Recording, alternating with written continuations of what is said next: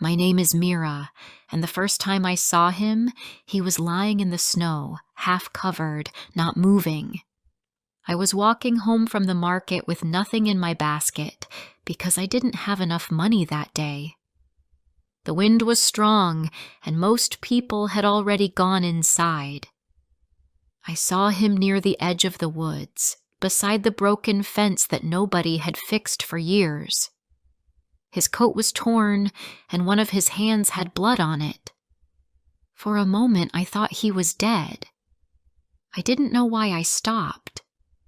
I could have walked past him. It would have been easier. But something in me said, "Help him." Maybe it was his face, which looked peaceful even though he was hurt. Or maybe it was because I knew how it felt to be alone. My parents died when I was 17, and I've lived alone ever since. I work in the village cleaning houses and helping old people with their shopping. No one really notices me. So when I saw him there, I felt something strange, like I was seeing a story begin. I touched his shoulder gently. He moved a little, then opened his eyes. They were green, not the kind of green you see in trees or grass, but colder, brighter. He looked at me without fear. His lips were dry, and his voice was almost nothing when he said, "Don't leave." I told him I wouldn't, though I was scared. He was heavy, but I pulled him onto the old wooden cart that was near the fence. It had been left there long ago. Slowly, I took him back to my house, which was small and quiet, with only one room and a stove that didn't always work. I took off his wet boots and found that his feet were almost frozen. I wrapped them in warm cloth and made soup, even though I didn't have much food left. I gave him some water and put 2 blankets over him. Then I sat and watched him sleep. He didn't wake up that night. I kept the fire going and listened to the wind outside. The next morning, he was still asleep. I went to Mrs. Halley's house and told her I was sick. She pays me to help her with laundry and tea, but I didn't want to leave the man alone. When I came back, I cleaned his cuts and changed the cloth on his feet. He didn't open his eyes until the end of the 2nd day. When he finally spoke, I was making tea. I heard his voice from the corner of the room. He said, "I thought I was gone." I turned and saw him sitting up, holding the blanket around him. His face looked better now, but he still seemed weak. I gave him tea and asked, "Do you remember what happened?" He shook his head. "No, only cold, and someone behind me." I waited, but he didn't say more. For the next few days, he stayed in bed. I didn't ask questions, and he didn't speak much. But every time I looked at him, I wondered who he really was. He didn't seem afraid, even though he didn't know where he was. He moved like someone who had done hard things in life but had peace inside. I gave him a name, Elias, because I couldn't keep calling him you. He smiled when I said it. "Elias, that sounds strong," he said. "You look like someone who had a strong name," I told him. He stayed in my home through the cold days. He began to walk again, helped me carry water from the well, and fix the broken chair that I had stopped using. Once, he caught a chicken that had escaped from the neighbor's yard, and the neighbor thanked him with a small bag of potatoes. "He's useful," the man said. but quiet. Is he your cousin? I said no and walked away. Elias never asked about my life. That surprised me. Most people ask too many questions. But one night, while we were eating soup, I asked him, "Where were you before I found you?" He looked into the fire and said, "I don't know. I was running from something, but I don't remember what." "Do you have family?" I asked. He said no. "Were you rich?" He smiled. "Not in the way that matters." I didn't understand what he meant, but I didn't push him. One afternoon, I was cleaning his coat while he was outside chopping wood. I felt something heavy inside the inner pocket. It was a small wooden box, smooth and warm. There was a symbol carved into the top, like a circle with a line through it. I opened it and saw a gold ring. It didn't shine like normal gold, but it looked alive somehow, as if it was waiting. I touched it with one finger. Behind me, Elias said, "Don't." I turned quickly. He was standing at the door, holding a log in one hand. "It's not for you," he said quietly. I felt embarrassed. "I didn't mean to." "I know," he said. He walked over, took the box from me, and put it back into his coat. Then he sat down. "That ring is different," he said. "It gives what you ask, but takes something too." "What do you mean?" I asked. He looked at me. "Some things are better not explained. Not yet." I should have been afraid, but I wasn't. Maybe because he had never lied to me, or maybe because deep inside, I trusted him more than I trusted most people in my life. That night, I dreamed of green light and a voice that said my name, over and over again. When I woke up, he was standing by the window watching the sky. Spring came and the snow melted. Elias built a small garden bed behind the house. We planted onions and carrots. One morning, he turned to me and asked, "If I stayed, really stayed, what would you think?" I didn't answer right away. I felt warm and full inside, and I smiled. "Then I wouldn't be alone anymore," I said. We didn't have a wedding with guests, but we called ourselves husband and wife. I wore a blue dress, and he made a ring from silver wire. We stood under the tree near the edge of the woods, the same place where I had first seen him. It was quiet, and the wind was soft that day. Weeks passed, and strange things began to happen. We never ran out of food. There was always flour in the jar and sugar in the box. New blankets appeared. My old broken shoes were replaced with warm boots. I asked Elias about it once. "I traded old things I had," he said. Things from before. I wanted to believe him, but one morning I woke early and saw something I couldn't explain. He stood in the garden, holding the wooden box. He took out the ring and dropped it from one hand to the other. In that moment, 3 men appeared in dark clothes. They bowed. Elias said something I couldn't hear. Then the men disappeared. In their place was a chest full of clean, folded clothes. I stepped outside. He turned to me slowly. "It's time you knew," he said. "There are things I've never told you. Things about me, about what I carry, and about what I've lost." I felt my heart beat faster.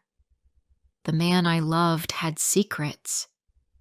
And now, it seemed, I would finally learn them. Before I share the rest of my story, I need to know, where are you listening from? Knowing someone hears me, understands me, gives me strength. We sat together in silence after he said those words. The fire crackled softly, but the room felt colder than before. Elias held the wooden box in his hands, but he didn't open it this time. His eyes looked tired, as if he had carried a heavy story for a long time. I waited, and finally, he spoke. "I used to live in a place far from here," he began. "A city built near the mountains where people believed in strange things. My family worked for a powerful man, a man who believed he could control life and death. He searched for old secrets, magic from long ago. And one day, he found something. Or maybe he created it. The ring." I watched his face carefully. He was not telling me a fairy tale. He was telling the truth, and that made it even harder to believe. "The ring can give you anything," he said. "Gold, food, power. It listens to wishes. But every time you use it, something is taken from you. Sometimes it's small, like a memory or a feeling. Other times, it's something bigger, something you can't get back." "Then why do you use it?" I asked. He looked at me. "Because I didn't know the truth at first. And by the time I understood, it was too late. I had already used it too many times. I couldn't go back." "What did it take from you?" He paused. I don't remember my mother's face, or the sound of my sister's voice. I know they existed. I loved them, but their images are gone. I felt a deep sadness in my chest. I couldn't imagine forgetting the people I had loved most. Even if they were no longer with me, their memories gave me strength. "I left that place when I learned the truth," he said. "I ran with the ring, hoping no one would follow. I thought if I kept it hidden, the damage would stop." "But someone chased you," I said, remembering his first words. "Yes. The man who created it wants it back. He always finds those who try to run." For a long time, I didn't speak. I looked at the ring. It was just a small, dull circle of metal. It didn't look dangerous, but I believed him. "You could throw it away," I whispered. He shook his head. "It would find its way back, or someone worse would find it. I keep it because I know how to protect it. But that means hiding, always moving, never staying in one place too long. You stayed here." He looked at me, and his voice was softer than ever. "Because I met you." Those words touched something inside me I didn't know was there. I felt fear, but also something like hope. Maybe love can live even in the middle of danger. The next day, I thought about everything he told me.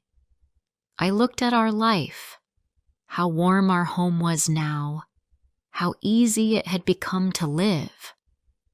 But I also remembered the day I found him, broken and alone in the snow. Nothing came without a cost. The days passed slowly. Elias tried not to use the ring. We worked together like before. We planted more food, fixed the roof again, and even painted the walls inside the house. We laughed.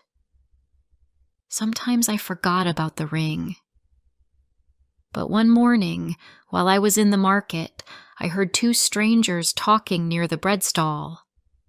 Their clothes were too clean, their voices too smooth. One of them said, "He was seen near the forest. Still has it. We must act soon." I froze. I didn't turn to look. I knew they were talking about Elias. I left the market with my heart beating too fast. When I got home, I told him. He listened without speaking, then slowly went to the door and locked it. "They found me," he said. "It's time to leave." "Leave?" I asked. "We just started to live." He came closer. "They will come, and they won't care who gets hurt." I felt something rise in me. Anger, fear, love. "Then let's not run," I said. "Let's fight, or hide, or destroy the ring." He looked surprised. "Destroy it?" "Why not?" I said. "If it only brings pain, why should it still exist?" He opened the wooden box and stared at the ring. "I've never tried." "Then maybe it's time." That night we went to the place where I had first found him. The same spot near the broken fence. We dug a deep hole and placed the ring inside. Elias added salt, ash, and small pieces of silver. He whispered something in a language I didn't know. Then we burned it. The fire turned blue. The ground shook slightly just for a second. Then silence. The ring was gone. At least, we believed it was. When we walked back, Elias held my hand. He didn't speak, but I could feel something had changed. He was lighter, like he could breathe again. But peace never stays for long. The next morning, the strangers came. They knocked hard. Elias opened the door and stood tall. "It's gone," he said. They pushed past him, searched the house, opened every box, broke the wooden floor under the bed. They found nothing. "You've made a mistake," one of them said. "He will not forgive this." Elias said nothing. The men left, but we knew this wasn't the end. For a week, everything was quiet. Then, one evening, while Elias was outside, I heard something. A sound like singing, but sad, cold, and strange. I looked out the window.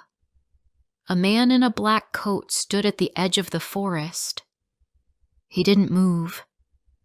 He just watched. I told Elias. He looked out, then closed the curtain. "That's him." We packed our things. Only what we could carry. We left the house in the dark. As we walked away, I looked back. I loved that little home, but I loved Elias more. We traveled for days, across rivers, through woods. We slept in barns, under trees, in empty cabins. But I was not afraid. We were together. Then, one night, I had a dream. In the dream, I saw the ring again. It was whole, alive, floating in a pool of black water. I woke up with a scream.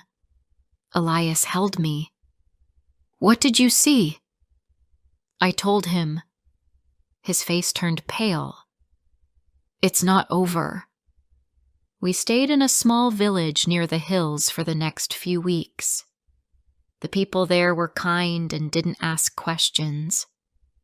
Elias helped the baker fix his roof, and I worked with a woman who made soap. For a little while, it felt like we could start again. We had no ring, no magic, no fear. But I could still see the worry in Elias's eyes.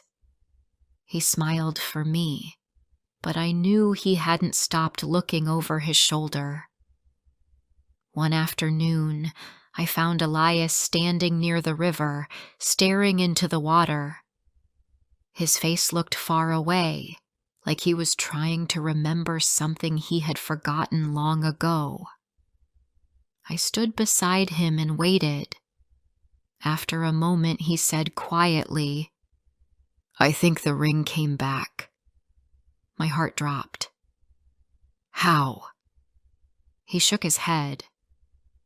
"I don't know, but I can feel it. Like it's near. Like it's calling to someone." I didn't understand how a ring could do that, but I didn't question him. I believed him. "Then what do we do?" I asked. "We need to find it," he said. "Before they do." We left the next day, following no map, only the feeling Elias had. He believed the ring was no longer buried but had moved. He said it might have returned to the old kingdom, the place where it was created. The thought made me afraid. But I had made my choice long ago. Wherever he went, I would follow. The journey was hard. The weather changed quickly. Some days were hot, others wet and cold. We walked through forests, across empty fields, past villages where no one spoke to us. I was tired, but Elias kept going. He walked like a man with a heavy heart, but a clear purpose. One night, we stayed in an old church that had no roof. The stars were bright above us, and the wind moved through the trees. Elias looked up and whispered, "This is where I grew up." I was surprised. "Here?" I asked. He nodded. "My home was nearby. It's gone now. Burned after I left." He didn't say more, but I held his hand and stayed close. The next day we reached a small town built at the edge of a deep valley. At the bottom of that valley stood a black tower. It was tall and narrow, like a finger pointing at the sky. Elias stopped when he saw it. "It's there," he said. I looked at the tower and felt cold. Even from far away, it looked wrong, like it didn't belong in this world. "What's inside?" I asked. "Pain," he said, "and power." We waited until nightfall. Then we climbed down into the valley. It took hours to reach the base of the tower. The ground was covered in dead leaves, and the trees had no birds. Everything was silent. At the door of the tower, Elias stopped. "You don't have to come," he said. I stepped forward and took his hand. "Yes, I do." The door opened with a loud sound, and we walked into the dark. Inside, the air was heavy. The walls were made of black stone, and there were no windows. We moved slowly, holding each other's hands tightly. Then, from the shadows, we heard a voice. "You returned." It was the same man I had seen before, the one in the black coat, watching from the forest. But now he was close. His face was pale, with eyes that looked like glass. He didn't look angry. He looked curious. "You destroyed the ring," he said. "Or tried to." Elias stepped in front of me. "Leave her out of this." The man smiled. "She chose to come. That makes her part of the story now." "What do you want?" Elias asked. The man looked at us both. "I want balance. That ring is part of something older than you can understand. It belongs to this place, and it is not finished with you." Suddenly the ground shook. A light appeared at the center of the room. The ring floated above a stone table, turning slowly in the air. It was whole again. I gasped. "How can this be?" "It can never be destroyed," the man said. "Only hidden or used." Elias stepped forward. "What if I give it back?" The man shook his head. "You don't have that choice anymore." Then the ring dropped from the air, and everything went still.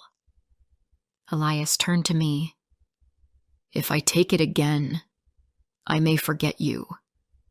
I may forget everything." I felt tears rise in my eyes. "Then don't take it." He looked at me with pain in his eyes. "If I don't, he will. And then no one will be safe." The man took a step forward. "It must be claimed." Elias reached for the ring. "No!" I shouted. But it was too late. His fingers touched the metal. There was a flash of light, and I was thrown back. When I opened my eyes, I was outside the tower, alone. I screamed his name, but no one answered. Days passed. I searched the valley, the tower, the town. No sign of Elias. The people didn't remember a man with green eyes. It was like he had never been there. I returned to our old village. The house was still empty. I sat by the fire and tried to remember his face, but it was already growing faint. I wrote everything down in a notebook, hoping it would help me hold on.